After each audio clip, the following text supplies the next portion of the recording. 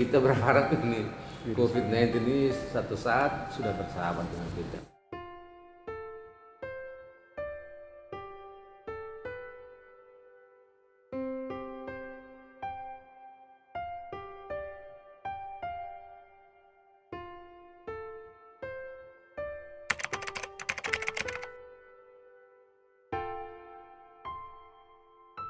Baik, jadi pertama kita harus tahu bahwa setiap makhluk itu bisa berubah. Nah, kebetulan makhluk ini namanya makhluk virus. Memang ada dua hal. Virus ini bisa dikatakan makhluk abiotik, artinya bisa dia tidak hidup, bisa juga dia hidup. Jadi kalau dia nempel di benda hidup, dia jadi hidup. Kalau dia di benda mati, dia mati. Nah, ini unik nih virus. Jadi kalau dia nempel di tempat yang memang cocok dengan dia hidup, bisa hidup, maka dia hidup. Nah, itu yang menyebabkan virus ini sulit sekali kita atasi. Yang kedua, virus ini ada dua jenis. Satu yang sifatnya RNA, satu DNA. DNA ini biasanya terjadi pada spesies tertentu saja. Sedangkan RNA dia bisa kadang-kadang bisa menyeberang ke spesies yang lain. Nah, kebetulan kayak COVID-19 ini disinyalir asal dari binatang, kemudian pindah ke manusia. Nah, ini kesulitannya. Kesulitan berikut adalah karena cepat berubahnya virus RNA seperti virus COVID ini, maka kesulitan kita untuk membuat vaksin seperti vaksin-vaksin yang lain. Nah, puji Tuhan teknologi kita dengan kerjasama internasional yang baik, kita ada percepatan teknologi, maka kita bisa memperoleh vaksin yang sekarang kita dapatkan. Nah, vaksin yang kita dapatkan sekarang ini seperti vaksin-vaksin yang lain, itu virusnya dilemahkan, kemudian disuntikkan, dimasukkan ke dalam tubuh, maka tubuh akan bereaksi dengan virus yang lemah ini untuk membentuk antibodi. Jadi prinsip dasarnya adalah virusnya dimasukin. Nah, kalau vaksin itu lemah, sedangkan kalau dia terpapar langsung dari orang ke orang atau dari binatang ke orang, itu memang lebih banyak dan tidak dilemahkan, menyebabkan gejalanya tentu berbeda. Kalau yang telah dilemahkan di vaksin itu gejalanya kadang demam sedikit ya, tapi kalau yang vaksin asli tidak dilemahkan, terjangkit langsung, itu memang gejalanya kadang bisa lebih berat, bahkan sampai kematian. Namun kalau daya tahan tubuhnya baik, maka biasanya kadang tidak bergejala, itu yang disebut OTG.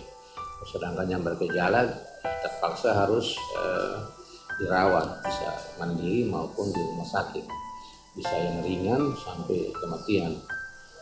Ini perlu diketahui bersama. Jadi prinsip dasar dari vaksinasi itu adalah memasukkan virus. Di sini kekebalan berikut memang karena kita sakit, karena terpapar langsung. Jadi kebal itu bisa dibuat, bisa memang juga secara alamiah kita dapat. Jadi virus ini memang bagian dari hidup manusia. Sejarah hidup manusia, sejarah planet bagaimana ya, dari awalnya juga virus sudah ada. Bahkan di dalam tubuh setiap makhluk hidup itu miliaran virus ada di dalamnya. Cuma jenisnya yang sudah bersahabat sampai dengan akan bersahabat. Kita berharap ini COVID-19 ini satu saat sudah bersahabat dengan kita. Kayak batuk pilek kita yang lain-lain kan karena sudah bersahabat, ya sudah, dia akhirnya memang kena gejala juga tidak membuat kita susah, kecuali daya tahan tubuh kita lagi betul-betul lemah. Nah, itu yang disebut dengan masalah imunitas dan kebersahabatan kita bersama dengan virus. Jadi ya sekali lagi imunitas kita sangat penting. Dengan demikian protokoler tutup mulut, jaga jarak ini sangat penting.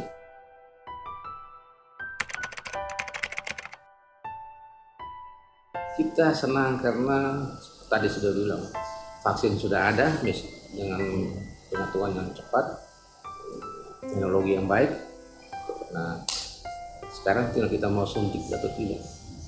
Dan puji Tuhan di NTT ya, semua orang mau. Hampir kecil kemungkinan orang tidak mau karena memang mendengar yang tidak benar ya.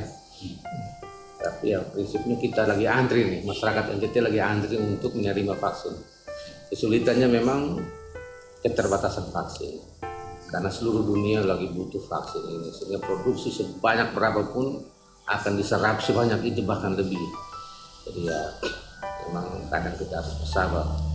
Yang pertama, yang kedua memang kalau memang sudah dapat vaksin yang sudah dapat dari pusat dan didistribusi lewat provinsi maupun didistribusi lewat Bio Farma, ini saya sudah minta ke teman-teman di kabupaten kota untuk segera, sekali lagi segera memvaksinasi saudara-saudara kita, masyarakat kita yang ada di daerah masing-masing. Nah itu caranya banyak sih. Ada kita pakai komunitas, kita pergi misalnya komunitas wartawan, komunitas guru, komunitas ASN dan lain-lain, komunitas pedagang, itu ya kumpul di situ, petugas kesehatan pergi. Jadi itu vaksinasi massal.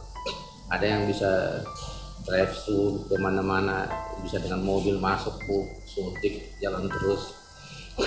Jadi ya memang banyak cara. Cara yang kedua ya memang bisa rutin vaksinnya. Jadi semua orang yang butuh kita vaksin. Nah sasarannya mana? Untuk sementara ibu hamil tidak, yang komorbid berat tidak. Karena tadi vaksinnya kan hanya dilemahkan. Takutnya kalau komorbid itu sudah menyebabkan daya tahan tubuh lemah, disuntik maka terjadi hal yang tidak diinginkan. Namun sejauh ini memang tidak ada hal yang tidak diinginkan sampai hari ini ya. Puji Tuhan. Ya, yang berikut memang kita paling kesulitan adalah tentang hoax ya.